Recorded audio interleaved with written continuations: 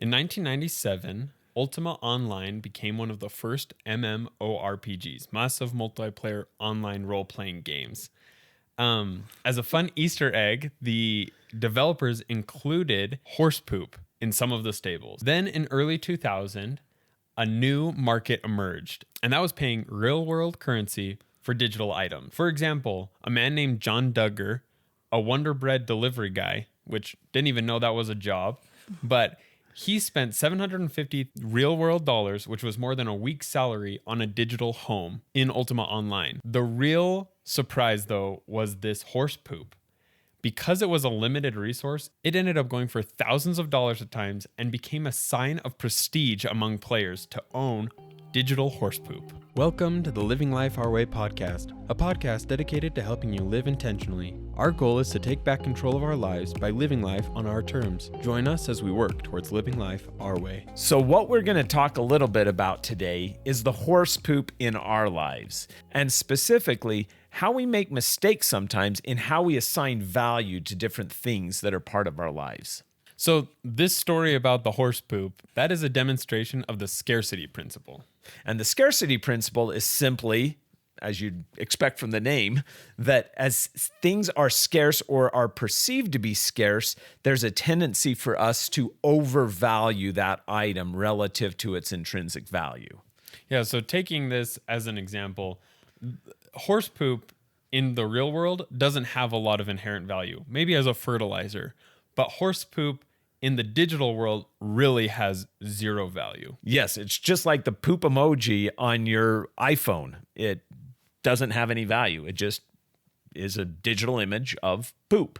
But we see this all the time, whether it's limited runs of Jordans or designer clothing.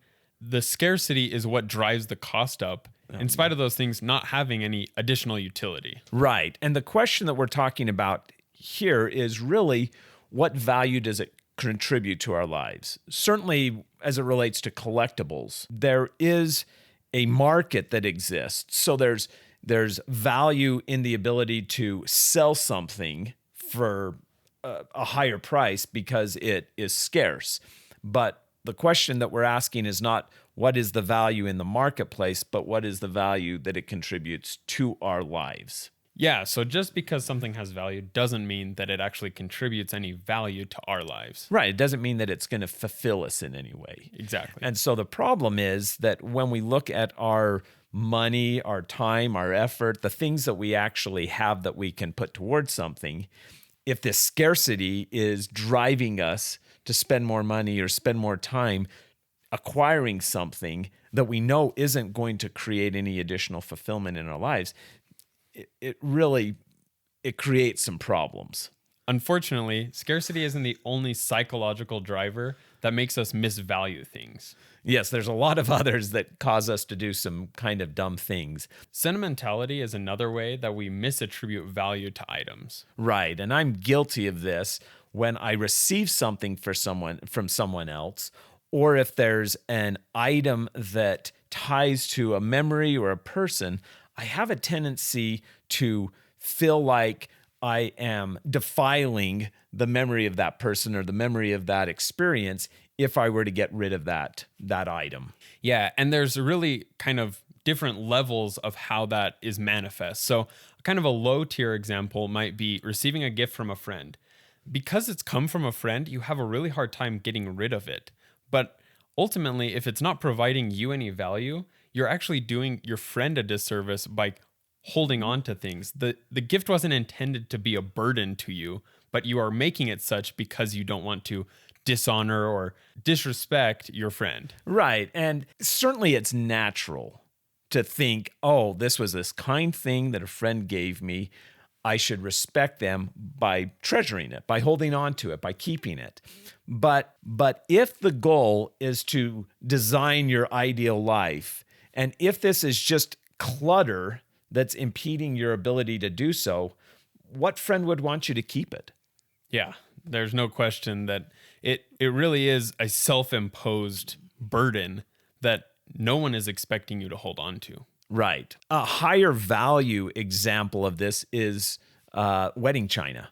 My wife and I like probably a lot of other people, received very kind gifts of china. We thought this was something that we were supposed to get, is a complete set of wedding china that we set aside in the cupboard and keep stored there for special occasions that honestly don't happen all that often. Yeah, my wife and I actually decided not to get wedding china for this exact reason. Is we know a lot of people who just store their wedding china and maybe get it out once a year, if ever, but it's become this kind of burden that they've taken on. But because it was from their wedding, they want to hold on to it, to remember it.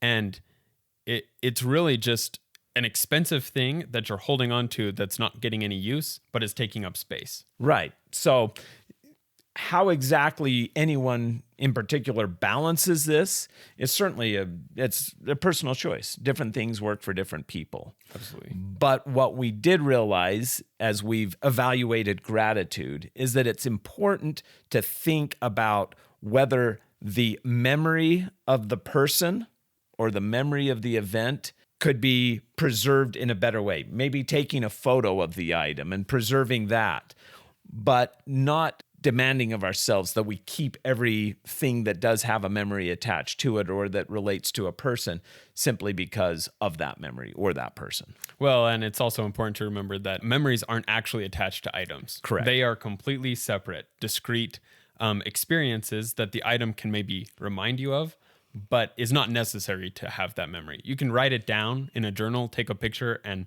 you have the exact same function as holding on to the physical item. Right. And as it relates to the impact that this has in our lives, in the different areas of our lives, we are going to address that in a future podcast. So keep an eye out for that. So another way that this misattributing value is manifest is in us hoarding, and specifically holding on to things with the thought that they might have future utility. And it's great to keep things that we are going to be using in the future, or that there's some level of probability that we'll be using in the future. Mm-hmm.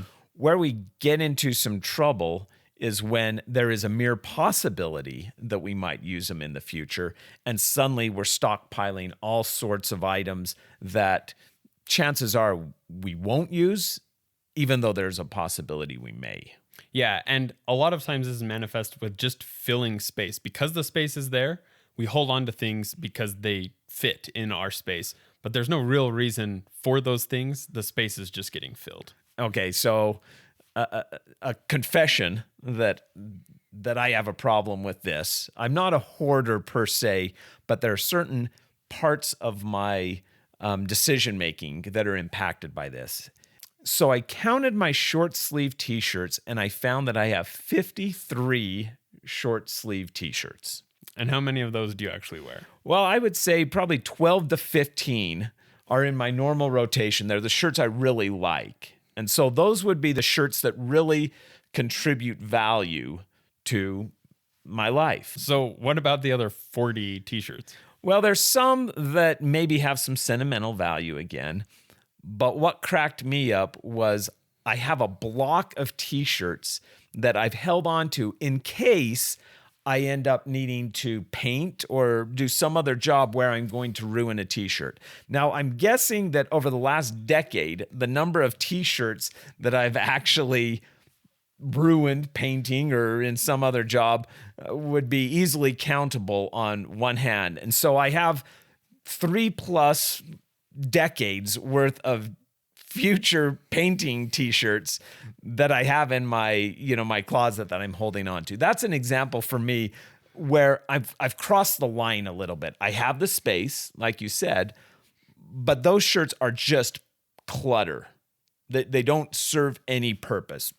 Sure, maybe hold on to a shirt or two, maybe 3 or 4 for the eventuality that I'm going to start painting. But to dedicate that much space and to keep that many things that don't have any reasonable probability of being usable for me, it's just a bad decision. I'm overvaluing those t-shirts for that use. Yeah, I had a similar experience in high school. When I was getting ready to go on my mission, we were cleaning out my room and I had this top shelf in my closet that was quite a bit of space, but was really out of reach for anything else. And so that's where I kept my painting pants and t-shirts. When I went to clean that out and get rid of those things, I had 3 pairs of pants, 5 pairs of shorts, and 15 t-shirts that had been there for 5 years, and I don't know that I'd ever even touched one. I just grab a different shirt, and if it got ruined, it got ruined. But t-shirts are so common that it really doesn't matter that much. So holding on to those things, it really is just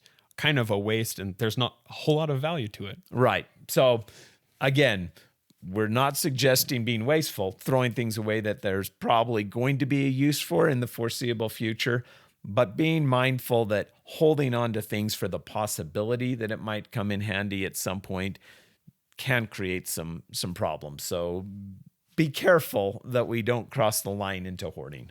All right. Who doesn't love a great deal? One of the things that kind of leads to hoardings is these sales, these bargains, feeling like you're getting a deal. And it's funny how often we say, or we hear other people say, guess how much I saved on X, whatever it might be. And the reality is we don't save money by spending it. But there is this mentality that if we get a really good deal on something, or if it's free, even better, that it somehow has higher value. We have a harder time giving up that item that we got a good deal on. These items we got a great deal on, they become like a trophy, like a hunter tracking down his prey and then hanging it on the wall. Right. So these become our mounts, and we have a real tough time giving them up, maybe in part because of the idea that it's something that we can brag about at some point, that we're going to be able to tell the story of this great conquest where we found this amazing deal, and others will look and say, wow, you know, what a great shopper you are, or something like that. Yeah, I mean, there's a lot of times at dinner parties where you'll hear the conversation just turn into this cycle of, I got a great deal on this, and then the next person has to one-up that with their best deal that they've gotten. When we've been trying to look through the lens of gratitude, it's been kind of amusing to see some of these items that are sticking around only because it was something on which we got a great deal. So that would be something to be mindful of, that we have a tendency to overvalue something if we received it for free or if we got a great deal on it. So be mindful of that. Yeah, that's a good point as well. It's not just the sales, the things that we get at a discount. It's also the free things that we have to be aware of. How many times have you had someone come over and say, hey, I'm getting rid of these clothes. Do you want to go through them? And you end up leaving with 5 t-shirts and a couple new pair of pants when you don't actually need any more t-shirts or pair of pants. Yeah, the bottom line is that oftentimes the most costly, as it relates to materialism, consumerism, the most costly items are free items. Getting a great deal on something or getting it for free does have kind of some trickle-down effects in the form of the endowment effect, which is that we overvalue things that we own. Yes, one of the questions that people often ask as it relates to evaluating the endowment effect is, how much would you pay to buy it versus how much would you sell it for? And as it relates to sentimental items or items that have a certain amount of nostalgia for you, it's not a terrible thing that those do carry more value for you than they might for others. And that's not really what we're talking about. No, it's the free t-shirt that I pulled out of the thrift store bag that now I want to sell on Poshmark for a profit. Right. One of the great examples of, as we've talked about this, is what often happens when you have a garage sale and you put all of the junk out there that you're ready to get rid of, and then the haggling starts. Yeah, you don't want this stuff in your house. If someone asked you, do you want this in your house, you would say no.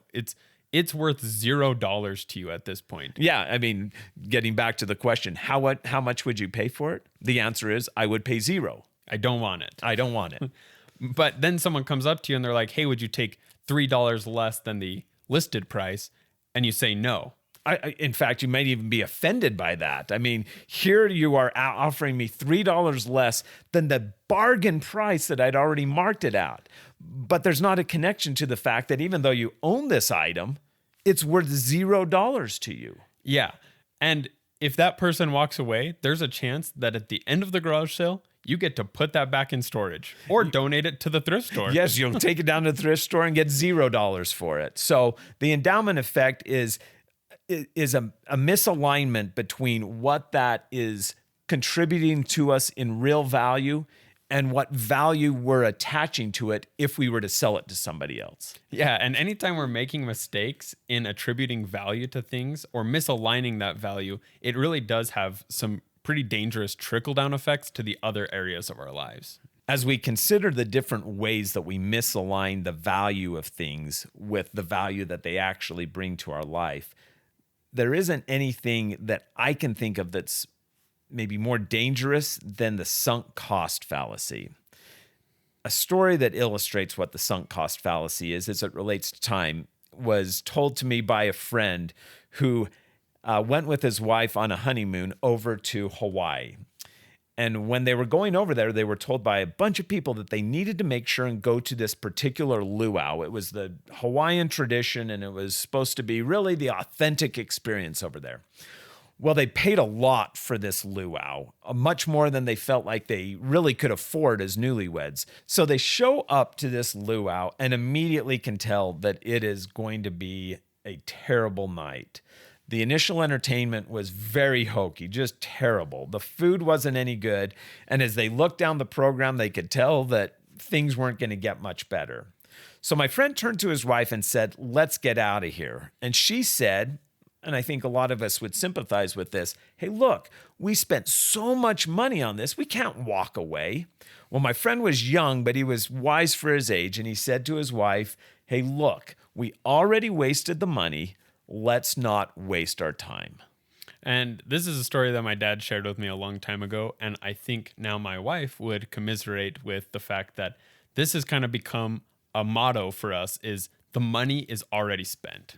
Right. So the sunk cost fallacy is this idea that once we've invested in something, and it can be money, it can be time, it can be effort, whatever it is, once we've invested, that we are sort of committed, that we need to stick with whatever that is. And that leads us often to overvalue that particular item.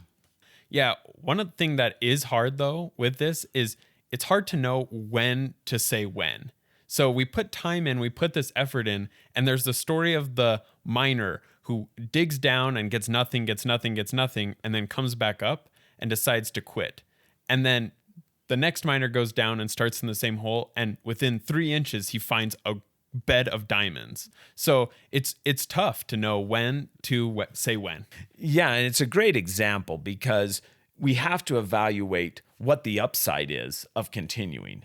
You know, this isn't a suggestion that as soon as things aren't going maybe the way you want or you're not clear on the value, that you jump ship. Yeah, and really being critical and saying, what is my upside? And if your upside, it really isn't anything and you're putting in a lot of time and effort, then there's no real reason to continue. And certainly if it's not providing any value, regardless of what you spent to obtain that thing, don't let that be the determinant of whether or not you hold on to it or whether you get rid of it. Yeah, oftentimes this is a particular problem when something's expensive or takes a lot of time. Yeah, and in fact, an example that we have is a vase that we bought. It's this glass vase, and for us, it was quite expensive. We thought it was beautiful. We kind of got caught up in the moment, and we spent a lot more on this vase than we normally would have.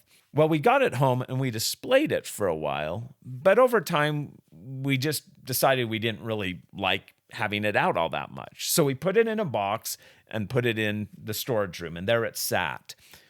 Numerous times we've thought, let's just take it down to the thrift shop. We don't need it anymore, so let's put it down there. And we've always had a little bit of reluctance to do so because it was expensive.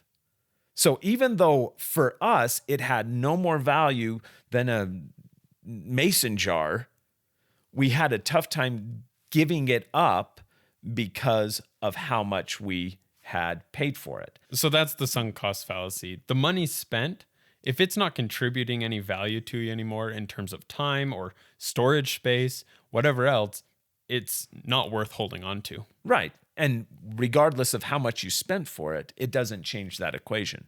If it doesn't give you value now, it's not worth anything to you. So don't store it.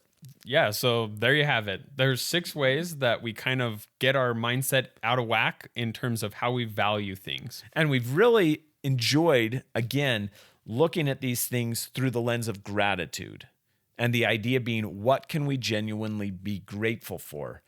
And what we found is that we often are doing a bad job of aligning our perception of the value of those things with the actual value that they contribute to our lives. Yeah, so next week we're going to talk about how these mistakes in valuing things affect different specific areas of our lives. Look forward to seeing you then. Yeah, we'll see you in the next one. If you found value in today's episode, subscribe and leave us a review. It really helps us out.